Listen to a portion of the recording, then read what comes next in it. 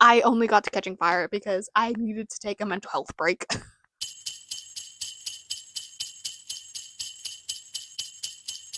Hello everybody, welcome back to Vlogmas. This is, okay, I'm gonna be honest, this is a pre-recorded video because the last couple of times I've done Vlogmas, this I think is year 3 for me. I know I always get to that burnout point, or I have some sort of flare-up at some point in the month, and it just doesn't go super well. So I have some pre-filmed videos to go up just to make sure you guys get your 12 videos this month.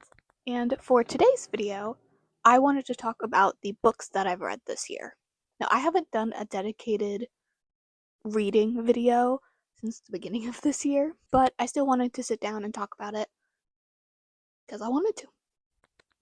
Hope you stick around to listen. So this year, I had made a goal for myself to try. Let me back up. So, for the last few years, I've really gotten into my reading hobby habit situation. My bangs have I don't know what my bangs are doing. Please ignore them. I will try. I just hit the mic, I'm sorry. Oh my god, that's worse. Okay, that's gonna have to do. The more I touch them, the worse they look. So yes, I've had a reading habit for the last couple of years, and that has come with a reading goal of reading a certain amount of books every year. And last year, my goal was to read 24 books by the end of the year, which I did and surpassed by a good chunk. And so this year, I decided to add another 12 to that goal. So my goal this year was to read 36 books, which I have done. However, last year I think I read around the same amount, and so I gave myself a stretch goal to try and read 50 books. I did not hit that stretch goal, which is okay. It was a stretch goal. We hit the main goal. That's what matters. Yeah, it does hurt my heart. It's like a teensy bit to know I didn't hit it, but I always knew that that was a big stretch. Usually somewhere in the middle of the year, I really peter off my reading in favor of other hobbies, or just being really busy, or maybe even just being kind of sick, chronically ill. That happens. There's usually a peter off point, and then I jump back up at the end of the year going into the next year, so it usually dips and flows, ebbs and flows. That's what I was trying to say. And that definitely happened this year. So I think having read 36 books 2 years in a row, I think that's a pretty good, solid goal for myself every year. So I think next year I'm going to set my reading goal to 36 books again, because it's very achievable. If I go beyond that, great. If not, no worries. Let's get into the book. I have all of them written out. You can see there's highlights and stuff because I've done videos like this in the past where I've just sort of gone in order of the books that I've read, but this year I want to do it in rank order. So we're going to start with the lowest rank, which for me is 1.5 stars. Wasn't a good book. And we're going to go to the highest ranked books, my 5-star reads. Before I get into it, just so you know, I do use Fable to track all of this, and I know you can follow people on Fable, so if you want to see more of what I'm reading day to day, feel free to follow me there. But let's get into it. I have one 1.5 star read. It was the lowest rated book this year, and it's Boss Without Benefits.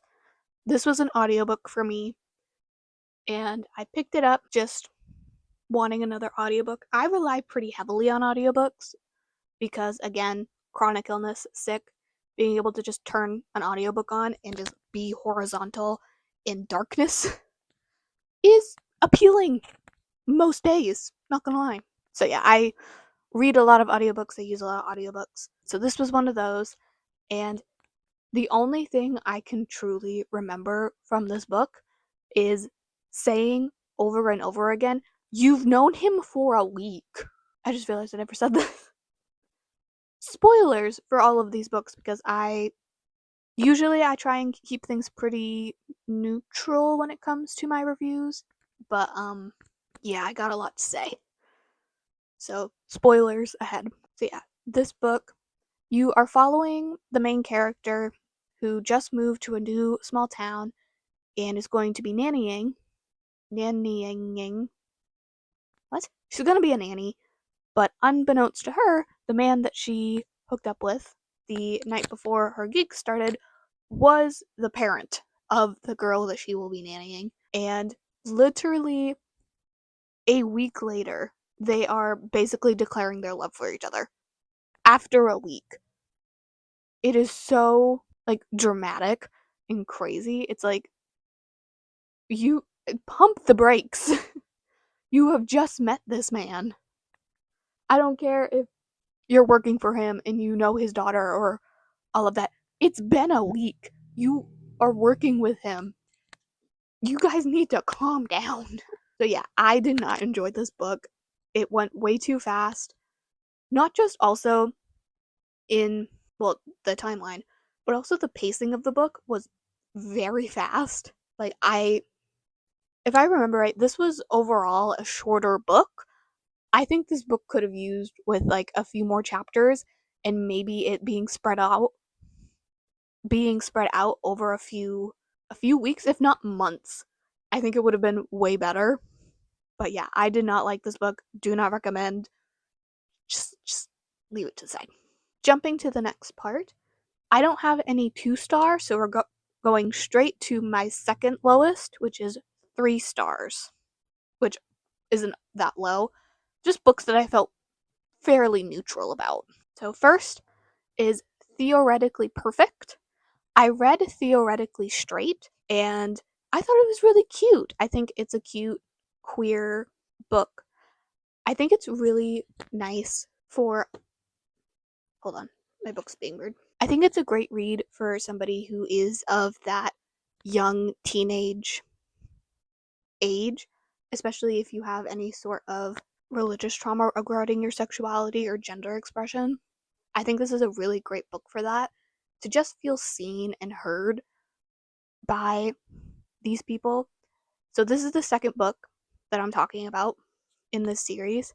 I really liked the first book, hence why I got the second. The second was okay. I did not like it as much as the first, I'm going to be honest. But it was really nice to see these characters continue on and go through the pressures of, now that they're out to their friends and their family isn't being super supportive, what that actually looks like and how to be the partner that is supportive of the other who is going through this tough family time, and the person going through the tough family time still trying to be a good partner to their partner. So I really liked it. I think it's good for people in high school. I am not in high school, so for me, it was okay. But I can definitely see how this could be a fan favorite for a lot of people. Second book this year was Offside.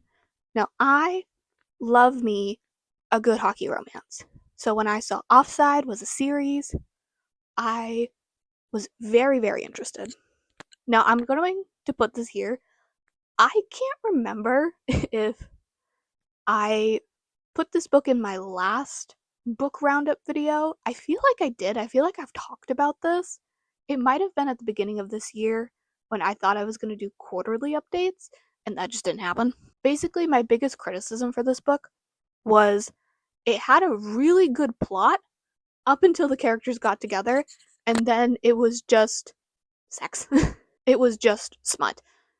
There was, it feels like we had plot, and then it was smut, and then at the very end, it was like, oh yeah, we have to wrap up the plot. This happened. Okay, we're done. Like, it felt like things kind of got lost in the final part of it. For the plot part, I actually quite liked it. I just quite liked it. But it was that sharp shift that kind of put me off of it.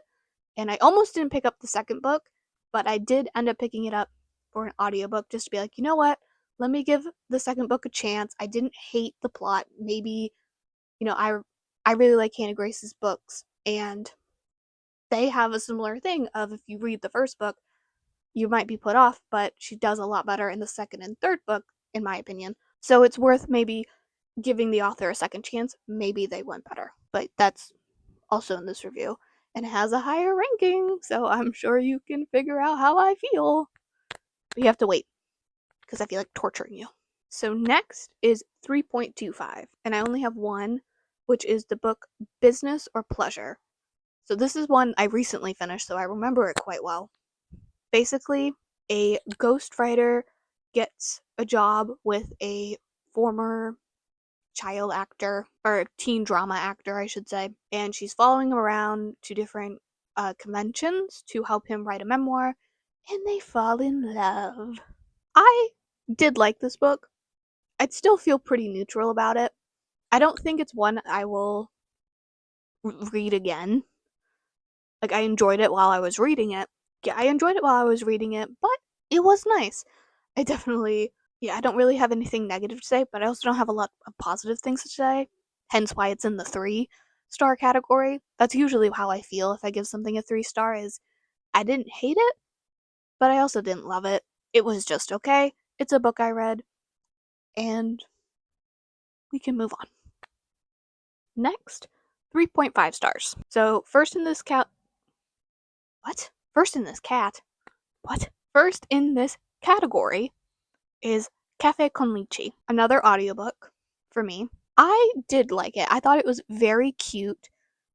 One of the main characters in it is like the people pleaser type person, which is so how I was in high school.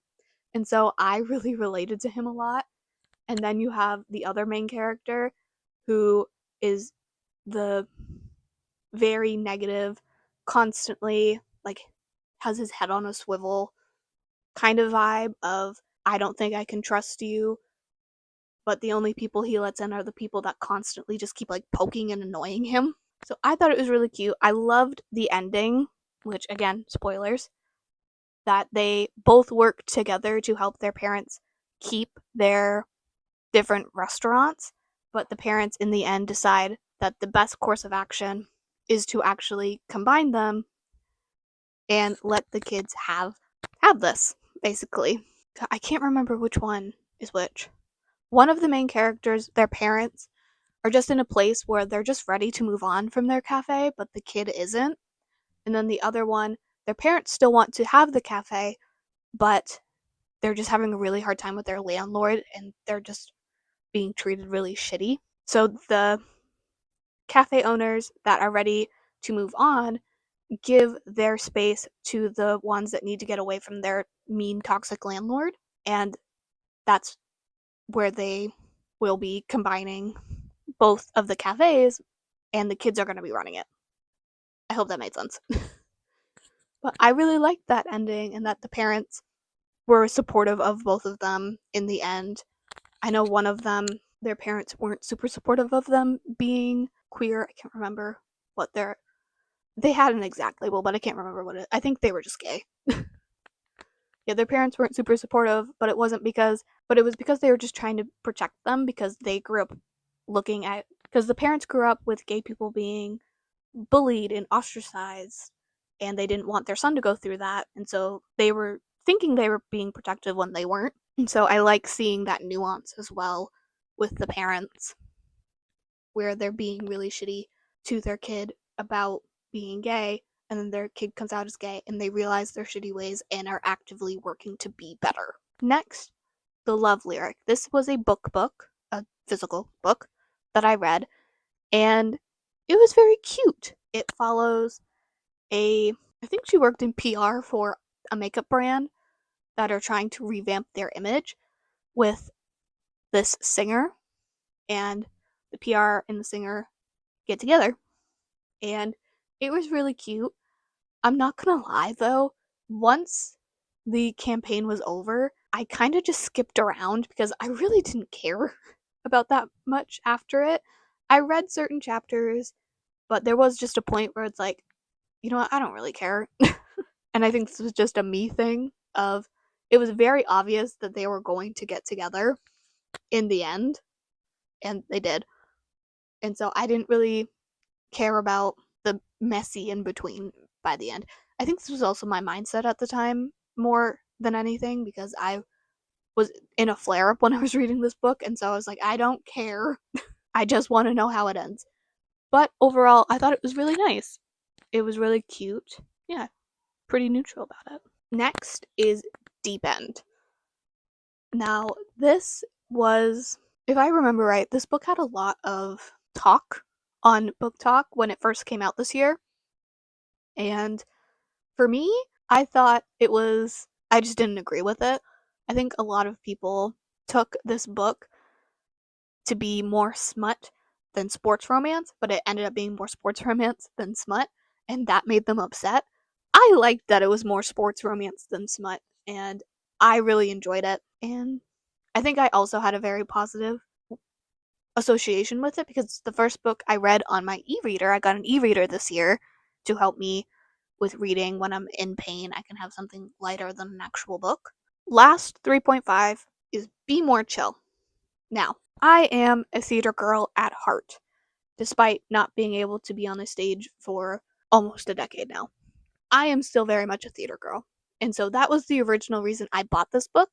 This is one of the books that I've had on my TBR for a really long time, but just never read. So finally this year, I read it. And it was really nice. I really liked it.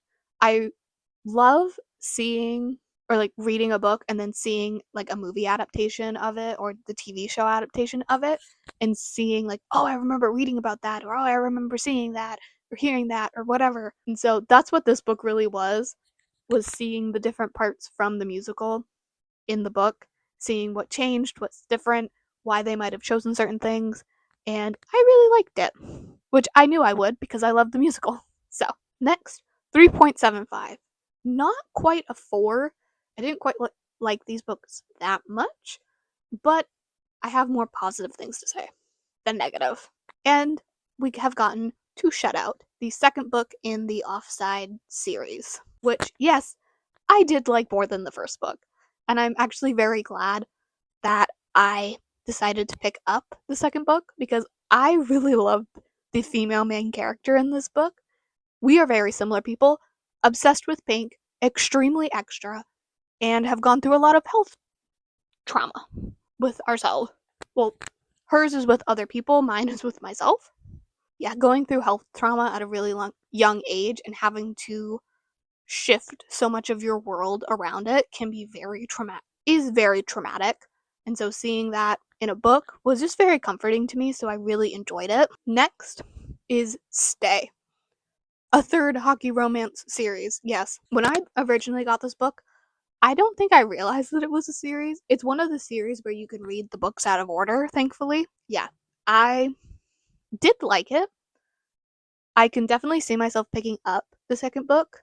This is very much, I think I said this in a vlog, but this is very much like the simple, easy read to pick up in between fantasy. I've really got into fantasy this year, and they have ranked very high on my list. But this is just one of those easy books to have like in between as like a palate cleanser. And for what it is, I really like it. It's not groundbreaking or earth shattering or anything, but it's good. So 3.75 stars. Now we get into the biggest category, which is 4 stars, which are usually books that I liked, that I thought were good, but to give something 5 stars, it needs to be, in my opinion, something that really resonated with me and really hit home, and something that I like finished it and either continued to think about afterward, or just something that I can like remember pieces of to this day, which I have a terrible memory because of everything I've been through. So if a book can keep coming back in my memories, that's usually a good sign for a 5 star, but we're doing 4 stars now. First is Better Together. I enjoyed this book. It's like, I'm pretty sure it's described as Freaky Friday meets Parent Trap, which is entirely accurate. I definitely think that if you are a millennial that watched those movies growing up, you will like this book. I am a Gen Z that didn't. In fact, after reading this book is the first time I watched Parent Trap. The one thing I remember from this book is I liked one of the main characters, and I absolutely hated and despised the other. And so I would only read the chapters from the main character I liked's perspective, which I totally got the story, but I like would get so angry reading it cuz it's like you need like shut up. So I ended up only reading one of the point of views, but even then I still quite liked the book. I think it was great. So much so that it made me go watch The Parent Trap for the first time. So, yeah, 4 stars. I definitely enjoyed it. Next 4-star is Celestial Monsters. This was the first real fantasy book that I read this year. I thought it would be I just thought it would be really cute. I really liked it. Now, if you were here at the beginning of the year, you know the story.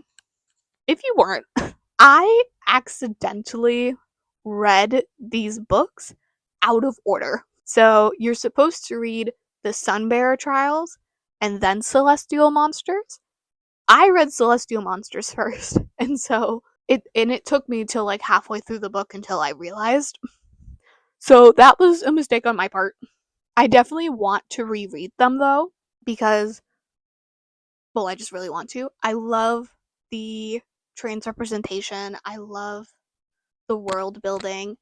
And again, it's the series that really made me remember how much I love fantasy books and how much I love going into other worlds and seeing how other people view world building and magic and that sort of stuff. And so, yeah, I definitely really recommend this series. It's only the 2 books, but it is so fun.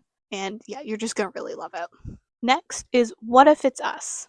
This is yet again another cute high school romance. And it's, again, a really nice little palate cleanser. I enjoyed reading it when I got it. I've definitely considered getting, I think there's a second book that follows this one.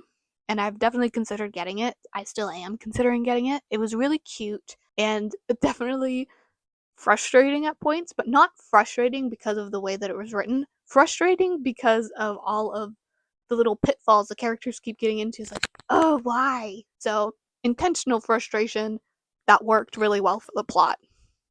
So, I really enjoyed it. Next is The Hunger Games.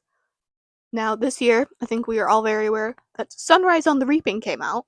And after I read that, of course, my brain immediately decided I need to now reread all of the Hunger Games now that I am an adult. I only got to Catching Fire because I needed to take a mental health break. And that's definitely a series. If you read it as a kid and enjoyed it, I definitely recommend rereading it at some point as an adult because there's so many things that you completely miss as a kid, especially if you were reading it for Katniss and Peeta's story. There is so much world building and tiny little details that you miss as a kid that as an adult you're like, that's fucked up. That's so fucked up. What do you mean? I definitely went through and did that. I annotated it and everything. It looks crazy, but I definitely had a lot of fun with it. And I think following that, I'm going to jump right to Catching Fire because that's also what I did. I annotated it and read it and decided I need a mental health break. Don't read Catching Fire right after you read Sunrise on the Reaping. Just don't. You will break your heart. It is so sad having read Sunrise on the Reaping, knowing what happened to Haymitch, to then seeing him as an adult watching Katniss and Peeta go through their own quarter quell. I'm so excited, and yet I'm nowhere near prepared for the movie to come out next year. I have a whole year to prepare mentally for this movie. I will not be prepared. I will be in the theater sobbing. And also, side note, I'm gonna wait because I have Sunrise on the Reaping on this list. So I'm gonna wait. I'm gonna wait. Next is the Strawberry Pancake House. So I have a few of Laurie Gilmore's books on here. Well, not just a few. I think I have all of them, except for the new Gingerbread Bakery. I haven't read that one, so that's not on the list. Okay, that's the only 4-star one. Yeah, I liked this one. It was very cute. I think the book that I gave 1.5 stars has a similar idea where in this one, Strawberry Pancake House, one of the main characters gets a nannying gig and ends up falling for the father of the kid that she's nannying. And so, yeah, similar vibe, but this one was spread out over multiple months. And so it made sense. And you get, yeah, it just made sense versus going a week and saying that you love each other. No. So yeah, I really like this one. I thought it was very cute. This whole series, the Dream Harbor series, is cute, palette cleanser, in between heavy fantasy books type vibes. And I love them for that. And it's just nice, heartwarming New England story. I'm also a sucker for anything set in New England because I'm a main girl through and through. Next, another book for trans representation. I wanted some trans rep on my bookshelf, so I prioritized that at the beginning of the year. And a part of that was May the Best Man Win. This one is another one set during high school. I did really like showing off how somebody who's very new to taking testosterone and transitioning and that side of everything kind of deals with all of that in a very open, honest way. I can definitely see somebody who is considering these things at this age reading this book. And if they are taking testosterone, like the main character is, feeling very heard and seen by it, or if they're just considering it, seeing how it might affect them in this way.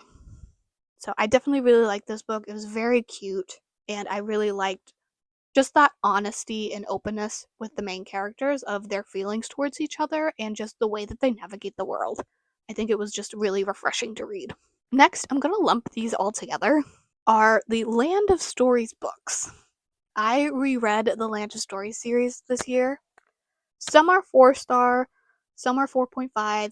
The first and last book are my 5-star reads, but I'm going to lump them all together right now because I adore this series. It was the biggest series I read as a kid that meant so much to me, hence why I reread it. And I love fairy tale stories like this that have this modern day take on them and the twists that come with it. And I just really love this series. I love the main characters. It holds such a special place in my heart. I really love this series so much. My throat hurts, I'm sorry. The last 4-star read I want to talk about is Legendborn. I started this series. I've only read the first 2 books, but it has been amazing. Again, getting into fantasy this year, I heard a lot of great things about this book and its representation in it, and I can definitely vouch for all of it. I really loved it. Learning a lot about just how the main character navigates the world and how being black changes a lot of the ways that she has to view the world, I think was really helpful and insightful, and I'm really glad that it wasn't like something that got shied away. Like, it was in your face. It is the main point of this book, which I loved. Because I feel like a lot of the times books about black characters get watered down, and I don't even think necessarily that's because of something the author wanted. I think just the way our world is, that books about people of color get books about people of color that are only show like the good parts or only briefly touch on the bad side of everything definitely get pushed out way more than books like this that are in your face about the awful things that you experience as a person of color and still get so much love. And so I definitely recommend this series. I think it's important to read. The book's too far away. Next, 4.25 is a book called Most Valuable Player. This book hurt a lot. One of the main characters just went through a lot of things that I went through in high school, not health wise, but friendship wise, relationships wise. And so there were a lot of times, this was an audiobook for me, so there was a lot of times listening to it that I kind of had to just pause and just sort of feel my feelings, which is why I gave this a slightly higher ranking than just 4, because it really poked at my heart a lot. So this is definitely a very personal, I really enjoyed and find a lot of comfort in this book, but I can definitely see how some people would be like, it's okay. 4.5. So Cinnamon Bun Bookstore. and the Pumpkin Spice Cafe, the 2 other books from the Dream Harbor series. Well, there's one more that I read. So 2 other books. Again, I don't have much more to say outside of what I said earlier. They're nice, fun reads. I gave these ones a slightly higher ranking just because I like the stories more and related to the main characters a little bit more than the Strawberry Pancake House one, but I still like them nonetheless. I think I messed up. I think.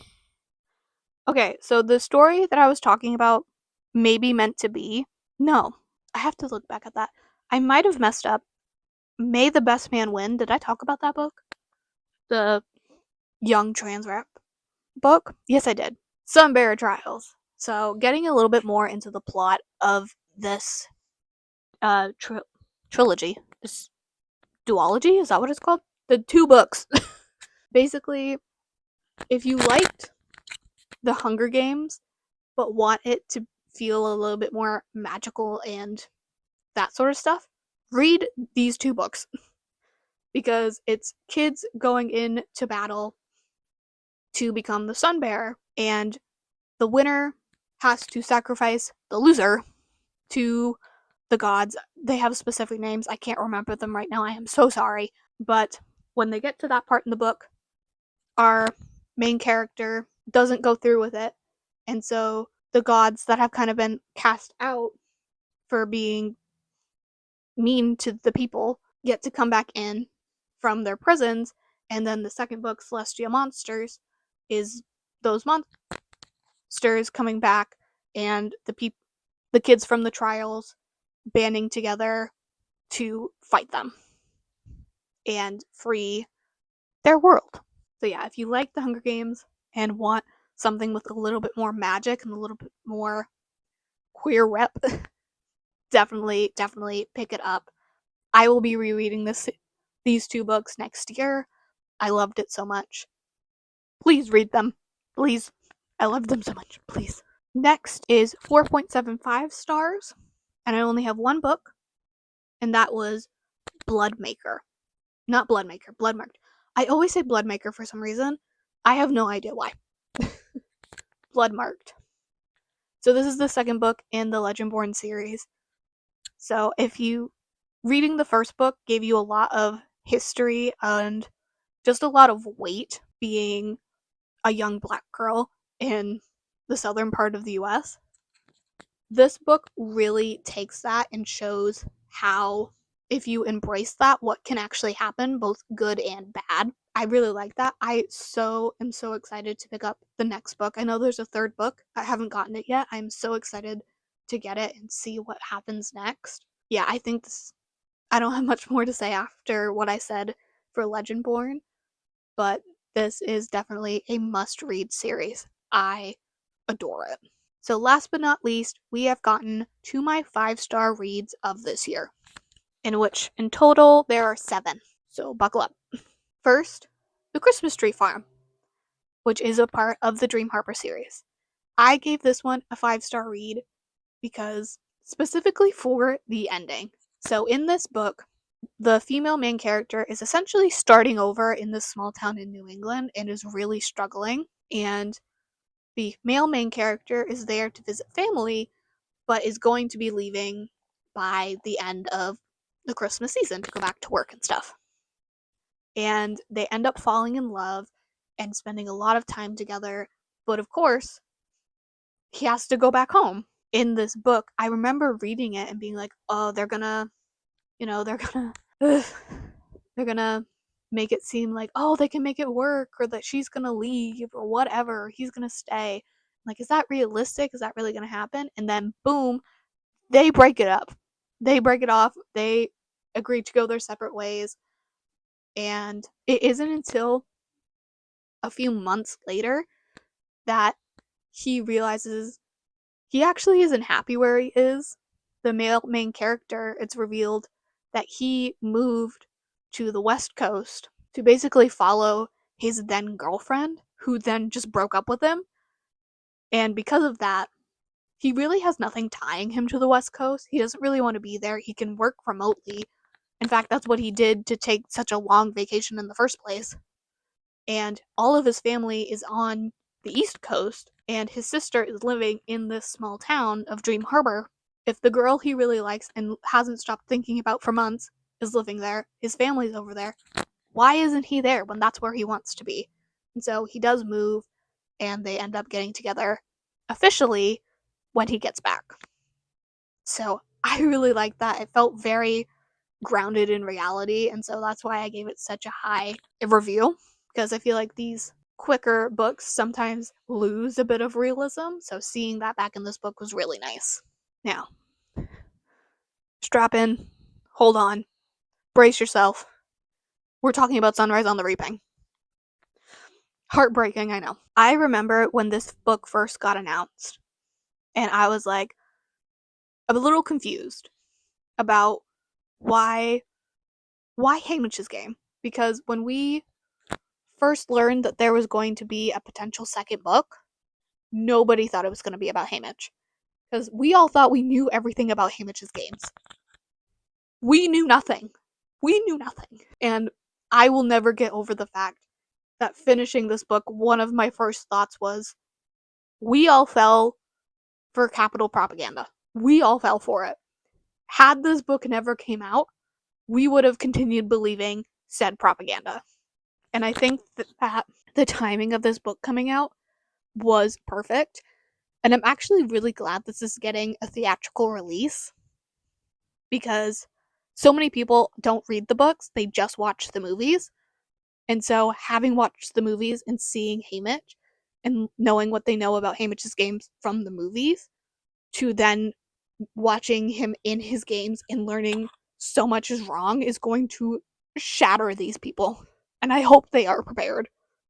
Like I said earlier, I have a year to prepare. I already read the book. I will not be prepared. I will be in that theater sobbing with everybody else. I am not ready. It's also why I'm very interested to know. A lot of people are theorizing that there is a potential third book to mirror the original trilogy that could be coming out. I definitely see that as a possibility, but a lot of people are saying again of certain characters, oh, we already know so much about them. Why would we get their games? Why would we do that? We thought we knew everything about Haymitch's games. We then got said book about Haymitch's games and got told that we were very wrong. So never say never. That's all I have to say. Next, Wings of Starlight. If you don't know, first of all, if you don't know me, I am a huge Tinkerbell fan. I was when I was a kid. I watched all of the movies. I adored this book. I especially liked the Secret of the Wings movie, where it's revealed that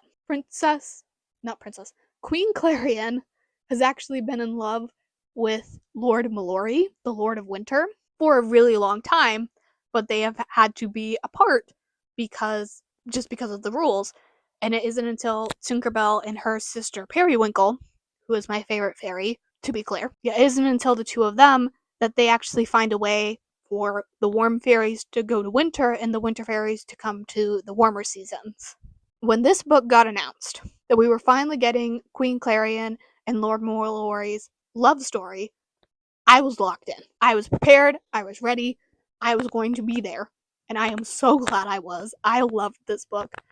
It was not what I was expecting. I didn't think that their love story had been going on for so long, but it has. Learning that Lord Mallory broke his wing for her because she was almost dead, and that he decided to go to the warmer seasons so that she could go get medical help, and broke his wing in the process.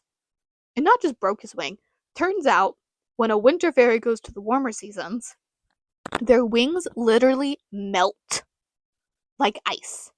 Where the warm fairies we saw with Tinkerbell when she cracked her wing, it's like you freeze something and it breaks because it's too cold.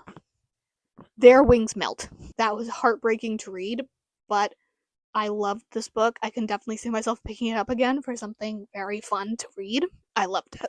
I think it was wonderful. Next, My Best Friend's Honeymoon. This was an unexpected 5-star from me.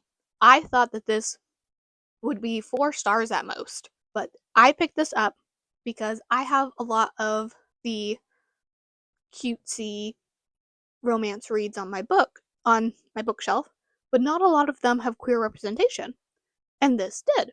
And so I was very excited to read it, but I didn't expect anything crazy from it. I loved it. I loved it. I loved it. I should never underestimate a lesbian relationship ever again because I loved it. I just hit my teeth. Oh, my back. Okay, I know I want to talk a little bit more. I have 2 other books to talk about, and usually I go on rambles about these books, but my back is really starting to hurt, so I want to wrap this video up. So these last ones are going to be a little quicker. Next is And They Were Roommates. Again, a book that I didn't have crazy high expectations for because I thought it was just going to be a cute little read. It was adorable, absolutely, but I actually really loved it. I loved the setting. I loved the whole storyline of trying to get the letters and this boy trying to write the love letters for the sister school and the 2 boys trying to write the letters together. One doesn't want them to know that they know who the other one is, and the other one has no idea that the boy with him is the girl that he kissed, who has just transitioned. And seeing the 2 of them work it all out in the end was so adorable, and I loved it. Oh wait, that was the last one. I looked at my highlights wrong. Okay. Those are the books that I read this year. Technically, when I'm filming this, it's November, like I said. Oh, my back hurts. Like I said, this is a pre-filmed video so that if I need a little extra rest time in December, I can have it. So I'm sure there's other books that I read, so make sure you're paying attention to Vlogmas. I'll try my best to show off what I'm reading for the rest of the year. But yeah, I think that's going to be it from me because I need to go be horizontal because my back is hurting real bad. So thank you all so much for watching. If you like this video, please like and subscribe. It really helps me out. On screen now are my social media handles if you'd like to see more day-to-day things that I get up to. And with that, I will see you next time for the next episode of Vlogmas. Bye.